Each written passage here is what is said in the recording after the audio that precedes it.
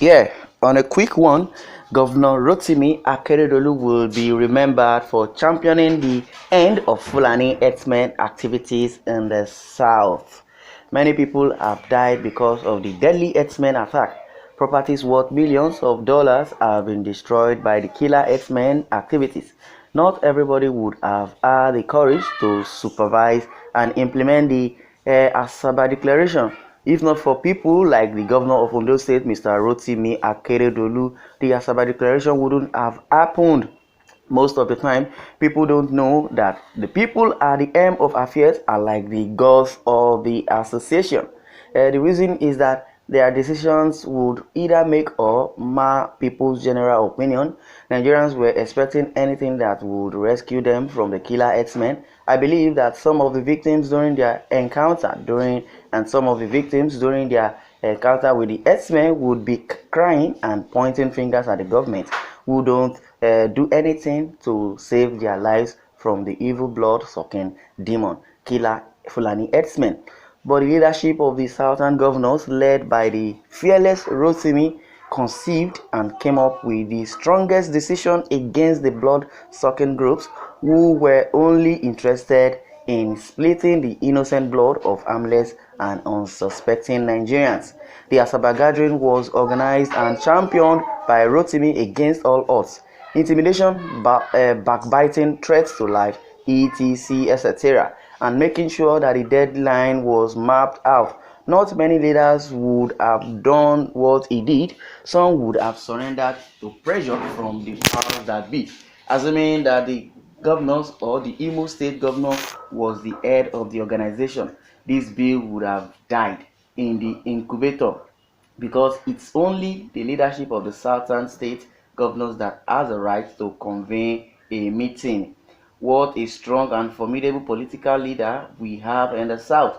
The leadership of the governors has made history for the unborn generation. The man at the helm of affairs, Governor Akeredolu, has written his name in gold. No wonder the leadership of Yeti Allah are accusing him and fighting him since they know he did the damage. As it is, Governor Akeredolu has, did what others could not do, and Governor Akeredolu is buttressing what Sunday Igboho has been doing, agitating for the Yoruba race and supporting Sunday Igboho. Nigerians and the South are proud of him and are praying for God's protection and long life for Rotimi. What do you think of Akeredolu? Well, you can kindly send your comment in the comment section. But before then, let's go through the little comments people are hearing in this article. Give the same recognition to the governor of Benue State. Yes, Otom Samuel. He did it first in the state, but the truth of the matter is that when you are elected by your people, you stand firm in their defense. But when you are appointed, your allegiance is to your master. Okay, this person is indirectly talking to Garuba Shehu that he was appointed, is not elected. As far as Governor Otom is concerned, he also has been elected by his people. He has stood by their defense, and also he should be given this honor, ovation, that is deemed fit. Give honor to whom honor is due, according to what Akeredolu has been praised for. Governor Otom also should also be praised for. I believe in my second article, Governor Otom will also be given the same appraisal. Well, someone says, I wanted to say that you are making reference to the Supreme Court governor. Actually, you are very, very correct. See, my governor, Mr. Wike, is represented elsewhere because we voted for him. Now, everybody is giving appraisal to their governors. But how come the Igbos are not even too bold to give appraisal to their governors? Because they know their governors are saboteurs. Because the two meetings the southern or 17 states southern governors had, Hope Uzodinma, but the Igbos call him Hope Uzodinjo, did not attend those meetings. That means it's Hope Uzodinma Fulani Garuba, according to the name they have given to Hope Uzodinma, their governor. They can't even stand by their governor because the governor of Imo State have not stood by them, and his counterpart Dave Umahi is just going back and forth. He is not even so sure of himself, let alone standing in defense of his people. The Fulani slave trade has, bewitched them just because they are seeking for position. I don't know if they don't have the autonomy of power on their own. Well, they are being elected by the people. They are also, elected governors, and they have power of their own. Yes, I believe they are elected by the people. Definitely, they were not appointed. They were elected by the people, so they need to stand in defense of their people. Both Governor Humayi and Governor Uzo Dunjo, according to the Imo State people. Well, former Governor Ayo Fayose of Ekiti State made laws to ban open grazing 6 years ago, while people like Kayode Fayemi, then a federal minister, criticized him just because of his political gain and to be in good book of the power that be. Then who are the power, or what is the book of the power that be?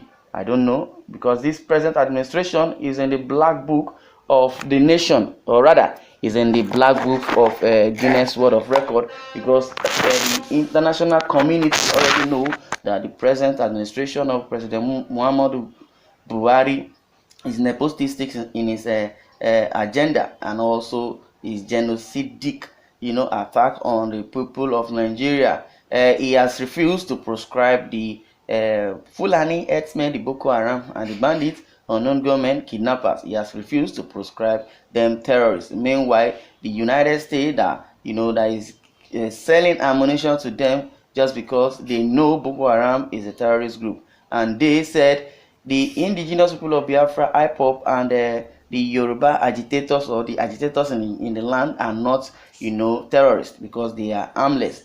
They are just expressing their fundamental rights. But the Buhari himself has refused to proscribe them. The Fulani killer herdsmen and the Boko Haram, he has refused to proscribe them terrorists. Well, the comment is continuing. According to Black Voices, Aketi is an Ondo man, and Ondo people don't have no fear. In Nigeria, Ondo have the most stubborn and strong-haired people. Ondo is a respecter of no man. Like I said earlier, everybody is now giving appraisal to their governor, especially the governor of Ondo State, Rotimi Akeredolu. I expected nothing less from him if, as a former NBA president, he didn't assume that position to help the South. He had failed already. I've always admired him. Autumn of Benue, Wike or Okowa, the spirit of their unconquered ancestors lives in them. The march of crude feudalism or federalism and backwardness towards the South has been checked and forever buried, regardless of the Judas or the Achan or Achan in their midst. Yes, everybody sees what Akeredolu has been able to do. We are all anticipating to have him at the top most echelon of the Nigerian political seat. May God grant him long life. Those are the words the people have been giving ovation to Rotimi Akeredolu of Ondo State. I believe everybody would want to give appraisal to his or her governors. Who is your governor? Can you stand firm and give appraisal to your governor of your state? Well, if you know your governor of your state is worth giving appraisal to, please hit the comment section and give appraisal to your so-called governor if you are really sure and bold of your governor. Thanks for listening, and God bless you.